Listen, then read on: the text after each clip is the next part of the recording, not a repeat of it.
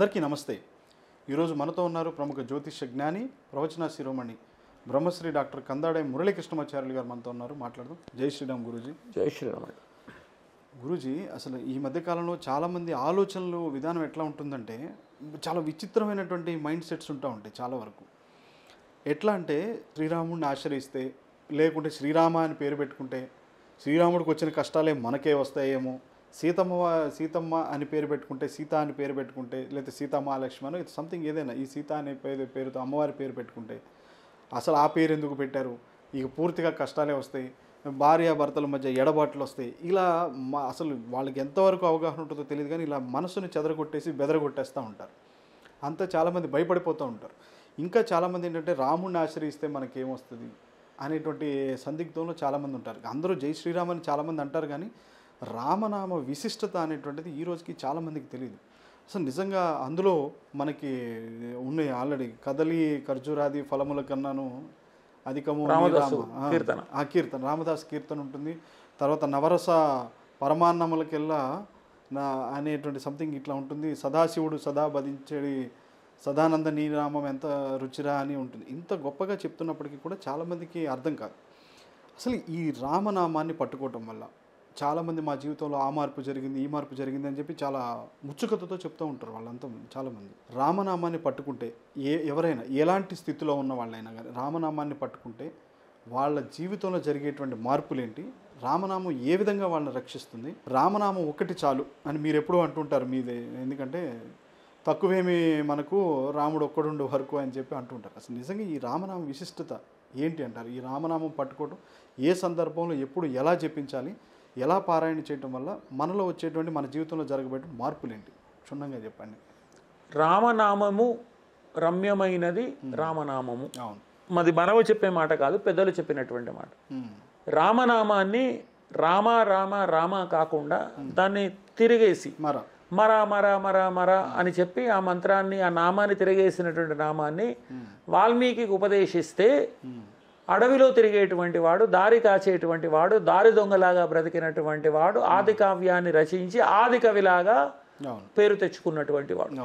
రాముడి పరిచయం కంటే ముందు హనుమంతుడు, రాముడి పరిచయం తర్వాత హనుమంతుడు. రాముడితో పరిచయం కాకముందు హనుమంతుడు ఎవరికీ తెలీదు.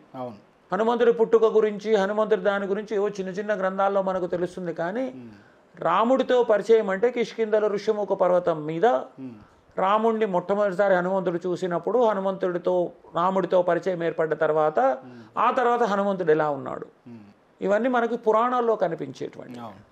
అలాగే మారీచ సుబాహులు అనేటువంటి ఇద్దరు రాక్షసులు తాటకి కుమారులు. తాటకి సంహారం జరిగేటప్పుడు మారీచ సుబాహులు కూడా రాముడి మీదకి యుద్ధానికి వచ్చారు. వచ్చినప్పుడు సుబాహుని రాముడు చంపేశాడు, మారీచిని చంపాల బాణం కొట్టి వదిలేశాడు. అంటే వాడు ఎక్కడో దూరంగా పడ్డాడు. అటువంటి మారీచుడు మళ్ళీ తరువాతి కాలంలో మాయలేడిలాగా వచ్చాడు. రావణాసురుడికి చెప్తే మాయలేడిలాగా వచ్చి సీతమ్మ వారి దృష్టి మరల్చి రాముడిని దూరం చేసి సీతమ్మ వారు అపహరించబడేటట్టుగా చేశాడు. ఎందుకు చేశాడు అంటే రావణాసురుడు 2 ఆప్షన్స్ ఇచ్చాడు మారీచుడికి. నీకు వేరే ఛాన్స్ లేదు, నువ్వు మాయలేడిలాగా పోవలసిందే, సీతమ్మ వారిని తీసుకురావాల్సిందే, నీకు వేరే ఛాన్స్ లేదు. అంటే ఇంకో ఛాన్స్ ఉంది, నువ్వు వెళ్ళను అంటే నేను చంపేస్తాను. ఒకవేళ వెళ్ళి దొరికావనుకో రాముడు చంపేస్తాను, నువ్వు చావడం గ్యారంటీ. కాకపోతే వెళ్లకుండా చేస్తావా, వెళ్ళి చేస్తావా, నీకు 2 ఆప్షన్స్ ఇచ్చాడు. అప్పుడు మారీచుడు అనుకున్నాడు, చావడం ఈ దుర్మార్గుడి చేతిలో చావడం ఎందుకు, రాముడి చేతిలో చావచ్చు కదా అనుకున్నాడు. అలా రాక్షసులు కూడా రాముడి చేతిలోనే చావాలి అనుకున్నాడు. విభీషణుడు రాముడికి ఆశ్రయం పొందిన తర్వాత రావణుడి సోదరులాగా ఉండేటువంటి విభీషణుడు తర్వాత లంకాధీశుడు అయ్యాడు. రామదాసు రాముడి పరిచయం కాకముందు కంచెర్ల గోపన్న, పరిచయం అయిన తర్వాత రామదాస్ అయ్యాడు. అంటే ఇవన్నీ కూడా మీరు అడిగినటువంటి రామనామానికి ఉండేటువంటి వైశిష్ట్యం గురించి చెప్తున్నాను.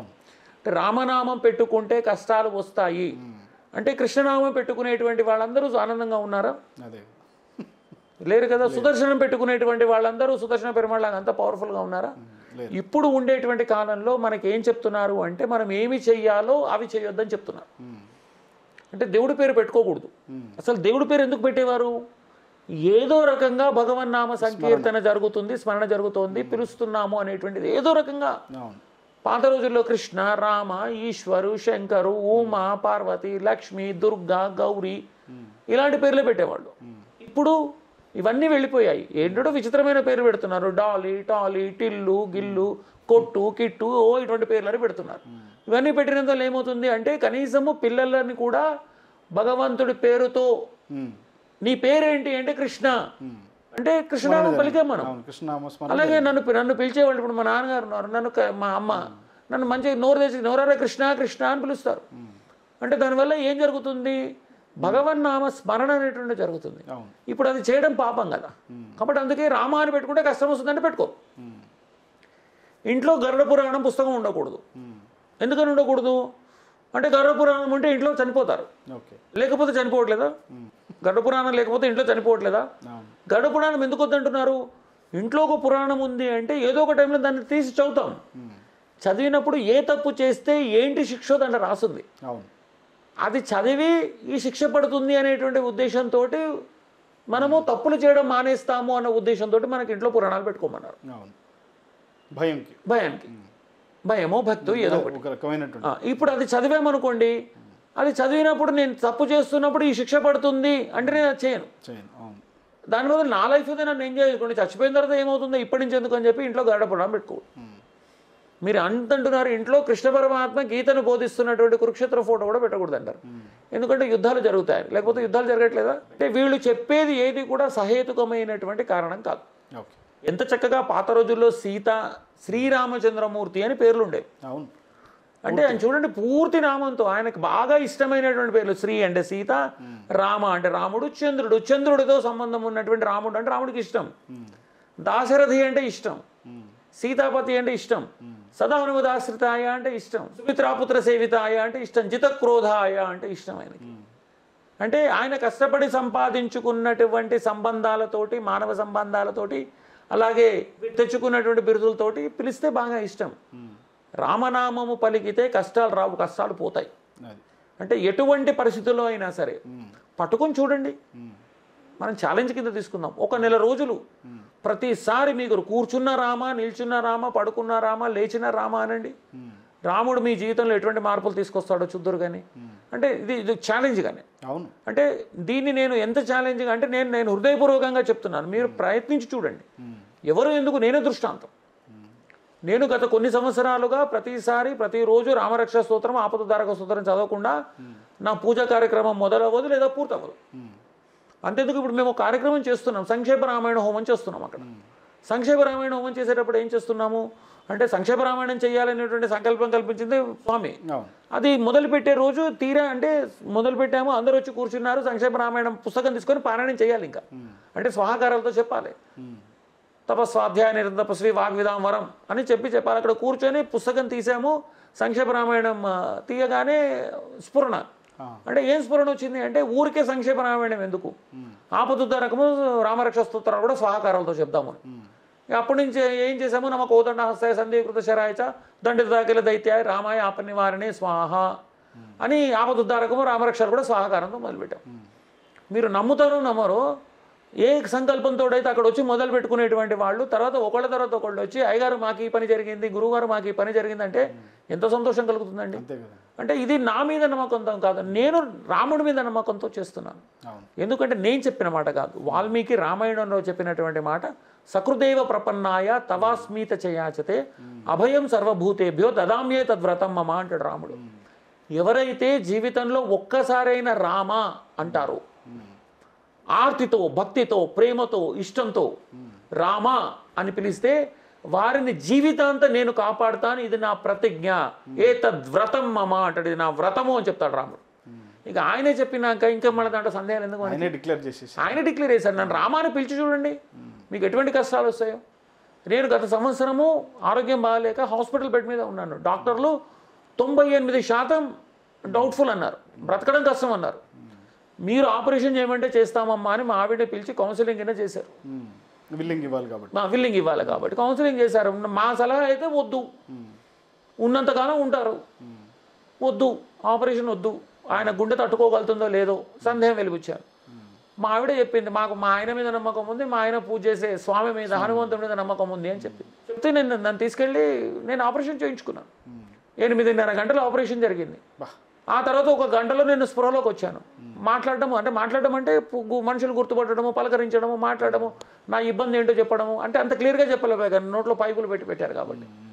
మామూలుగా అందరినీ 8-9 రోజులు ఉంచుకుంటారు. నన్ను 6వ రోజు సాయంత్రానికి గురువారం మీరు రేపు వెళ్ళిపోవచ్చు అని చెప్పారు. డిశ్చార్జ్ అవ్వచ్చు అని చెప్పారు. మీరు చక్కగా ఉన్నారు, ప్రశాంతంగా ఉన్నారు.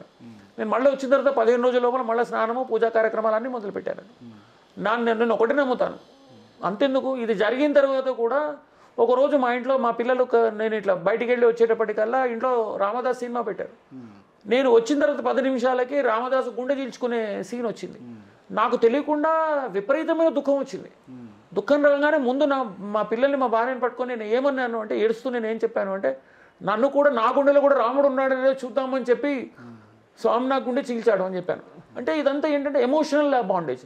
నిజంగా రాముడితో మనము సంబంధం ఏర్పరచుకుంటే మీకు తెలియనటువంటి ఒక వ్యక్తిత్వం మీకు కలుగుతుంది. అంటే ఇది నా స్వానుభవం చెప్తున్నాను. నా దగ్గరికి వచ్చినటువంటి వాళ్ళకి నేను ఆపదుద్ధారకాలు, రామరక్ష స్తోత్ర పారాయణ దీక్షలు ఇచ్చి పంపించినటువంటి వారు ఉన్నారు. వాళ్ళ ఇళ్లలో మీరు, అంటే ఇది మళ్ళీ అనుభవము, అంటే వేరే వాళ్ళ అనుభవము. ఇంట్లో విపరీతంగా తాగేటువంటి ఆయన తాగడం మానేశాడు. ఎంసెట్లో సీట్ వస్తుందో రాదో అనుకునే పిల్లడికి ఎంసెట్లో సీట్ వచ్చింది. ఉద్యోగం వస్తుందో రాదో అనుకునేటువంటి వాళ్ళకి ఉద్యోగాలు వచ్చాయి.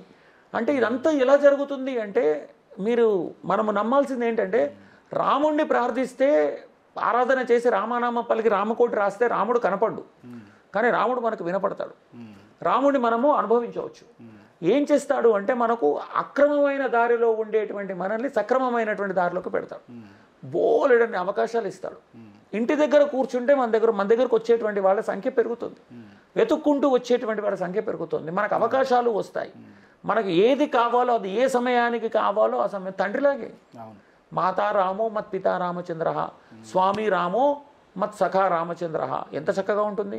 కాబట్టి రాముడు నామాన్ని పట్టుకుంటే కష్టాలు వస్తాయి, సీతమ్మను పట్టుకుంటే శ్రీరామచంద్ర శ్రీయపారిజాత అని చెప్పేసి కళ్యాణం చేసుకునేటువంటి వాళ్ళు, పెళ్లి చేసుకునేటువంటి వాళ్ళు పాతకాలంలో ఇప్పటికీ పాత ఆచారాలు పాటించేటువంటి వాళ్ళు లగ్నపత్రిక రాసుకునేటప్పుడు మొట్టమొదటి రాసేవత శ్రీరామచంద్ర అని మొదలు పెడతారు. ఎందుకు విద్యాభ్యాసం చేసేటప్పుడు కూడా శ్రీరామ అనే రాపిస్తారు కదా. తర్వాత దంపతులను ఆశీర్వదించేటప్పుడు కూడా సీతారాములాగా కలకాలం ఉండాలి అంటారు. వీళ్ళకు తెలియనటువంటి విషయం ఏంటంటే, సీతారాములు వచ్చిందే అరణ్యానికి వెళ్ళడానికి. సీతారాములు వచ్చింది సీత మిథిలలో ఉండి రాముడిని పెళ్లి చేసుకున్న తర్వాత అయోధ్యకు వచ్చేసి వీళ్ళిద్దరూ సుఖంగా ఉండడం కోసం కాదు. వీళ్ళిద్దరూ వచ్చిందే అరణ్యవాసం చేయడానికి. అరణ్యవాసానికి వెళ్తేనే రావణాసురుడు సీతమ్మ వారిని అపహరిస్తాడు. సీతమ్మ వారిని అపహరిస్తేనే రావణ సంహారం జరుగుతుంది. కాబట్టి మానవుడిలాగా వచ్చినటువంటి వాడు కూడా, ఆయన కూడా గొప్పవాడు కావాలి అంటే నీవు ఏమి ఆచరించాలో ఆచరించి చూపించినటువంటి వాడు రాముడు. రామో విగ్రహవాన్ ధర్మ అంటారు. అంటే విగ్రహానికి, ధర్మానికి ఒక రూపం ఇస్తే, ఒక షేప్ ఇస్తే ధర్మం ఎలా ఉంటుంది అంటే రాముడిని చూపించి రాముడిలా ఉంటుంది అంటాడు వాల్మీకి. రామో విగ్రహవాన్ ధర్మ. రాముడు ఎలా ఉంటాడు? పుంసాం మోహన రూపాయ పుణ్యశ్లోకాయ మంగళం. ఆయనది అంటే మీరు ఇందాక ప్రశ్న అడిగేటప్పుడు ఒక మాట చెప్పాడు, శ్రీరామ నీనామం ఎంత రుచిరా, కదలి ఖర్జూరాది ఫలముల కన్నను. అంటే నిజంగా కూడా ఎంత గొప్ప వ్యక్తిత్వం అండి. అనుభవంలోకి రావాలంటే ముందు రామాయణాన్ని అర్థం చేసుకోవాలి, రాముడి గురించి అర్థం చేసుకోవాలి. రాముడు అంటేనే సకల గుణాభిరాముడు. కోనస్మిన్ అని చెప్పి వాల్మీకి అడుగుతాడు నారదుణ్ణి. 16 లక్షణాలు అడుగుతాడు. 16 లక్షణాలు ఉండేటువంటి మానవుడు ఎవరైనా ఉన్నారా అంటే, నారదుడు నీ అదృష్టం కొద్ది ఇప్పుడే ఉన్నాడే, బ్రతికే ఉన్నాడు, అన్ని లక్షణాలు ఒక్కడిలో ఉన్నవాడే ఉన్నాడు, ఆయన రామచంద్రుడు, ఆయన గురించే కథ రాయి అంటే ఆ 16 లక్షణాలే రామాయణమైంది. రామాయణం ఎంత ఉంటుందండి? చరితం రఘునాథస్య శతకోటి ప్రవిస్తరం, 100 కోట్ల శ్లోకాలు ఉండేటువంటి రామాయణం. దాన్ని మనకి అది ఎక్కడ 100 కోట్లు దేవలోకంలో, ఇంద్రలోకంలో 100 కోట్లు. మనం 100 కోట్ల శ్లోకాలు చదవలేం కదా, జీవితాంతం కష్టపడ్డా చదవలేము. కాబట్టి మన కోసం ఏం చేశారు? 24,000 శ్లోకాలు ఇచ్చారు. దాంట్లో చరితం రఘునాథస్య శతకోటి ప్రవిస్తరం ఏకైకమక్షరం ప్రోక్తం, ప్రతి ఒక్క అక్షరము అద్భుతమే. ప్రతి ఒక్క రామ అంటేనే ఆనందం అండి. రామ శబ్దానికి అర్థమే ఆనందం, విపరీతమైనటువంటి ఆనందం. ఆ నామాన్ని పలుకుతుంటే ఆనందం. సహస్రనామ తత్తుల్యం అంటారు. సహస్రనామ తత్తుల్యం అంటే ఆయన పేరు తలుచుకుంటేనే రోమాలు నిక్కబొడుచుకుంటాయి, గూస్ బంప్స్ అంటారు మనం. ఇవన్నిటితో పాటు ఫస్ట్ దొరికేది ఏంటంటే, ఒక వారం 10 రోజులు ట్రై చేసి చూడండి. ఎవరికైనా సరే, ఈ షో చూసే వాళ్ళందరికీ చెప్తున్నాను, ఒకసారి ఒక వారం రోజులు ప్రతి ఒక గురువారం రోజు మొదలు పెట్టుకొని బుధవారానికి పూర్తి చేసేటట్టుగా 7 రోజుల పాటు ఆపదుద్ధారక స్తోత్రాన్ని తీసుకొని ప్రతిరోజు 3 సార్లు చదివి చూడండి. మీ మనసులో కలిగేటువంటివి, మీ ఆలోచనలో కలిగేటువంటి, మీ శరీరంలో కలిగేటువంటి మార్పుల గురించి మీరే చెప్తారు.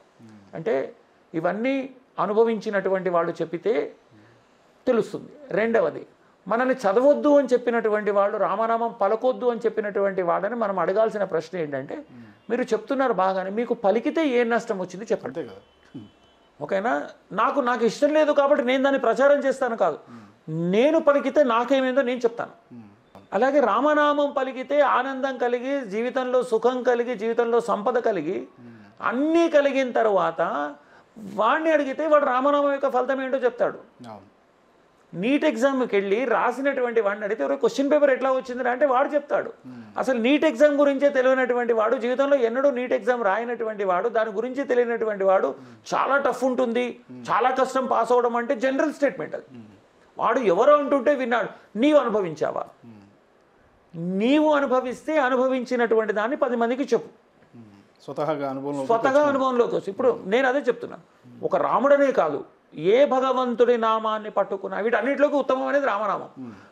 మన స్వామి కాబట్టి మనం నంబర్ 1 ప్లేస్ దానికి ఇస్తాం. అదే కాదు, ఏ రామ అంటే మీకు ఏ రూపంలో స్వామి ఇష్టం ఉంటే అదే రూపంలో ప్రార్థించండి, ఆ రూపం యొక్క నామాన్నే పలకండి. రాముడు హనుమంతుడి మెడలో హారం వేస్తే సీతమ్మ వారు చెప్పిందని హనుమంతుడు హారాన్ని తీసి తెంపేసి చూస్తున్నాడు, ఒక్కొక్క పూస తీసి. ఏంటి అంటే రాముడు ఉన్నాడా అని. అంటే దీంట్లో రాముడు ఉన్నాడా అని అడుగుతున్నావు, మరి నీ లోపల రాముడు ఉన్నాడా అంటే ఉన్నాడు అని చెప్పి గుండె తేలి చూపించాడు. అంటే ఆ రాముడు ఉంటేనే హనుమంతుడికి ఏదైనా ఇష్టం. సీతమ్మ ఎందుకు ఇష్టము? రాముడికి ఇష్టం కాబట్టి.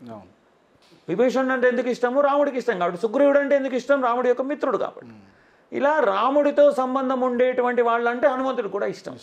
రాముడితో సంబంధం ఉండేటువంటి వాళ్ళంటే సీతకు ఇష్టం.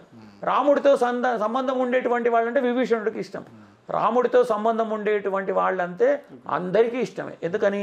ఆయన సకల జనాభిరాముడు, అందరికీ అవసరం. ఒక్క శ్రీరామ నామంతో రాముడి గుడి కట్టాలి అని చెప్పేసి మన దేశంలోనే కాకుండా మన దేశంలో అయోధ్యలో రాముడి గుడి కట్టడం కోసం 90 ఏళ్ల పైబడినటువంటి న్యాయవాది గుడి కోసం కొట్లాడి కేసు గెలిచిన తర్వాత ఆయనను మనం అందరము ఏమన్నాము? రామదూత అనే అన్నాం మనం కదా.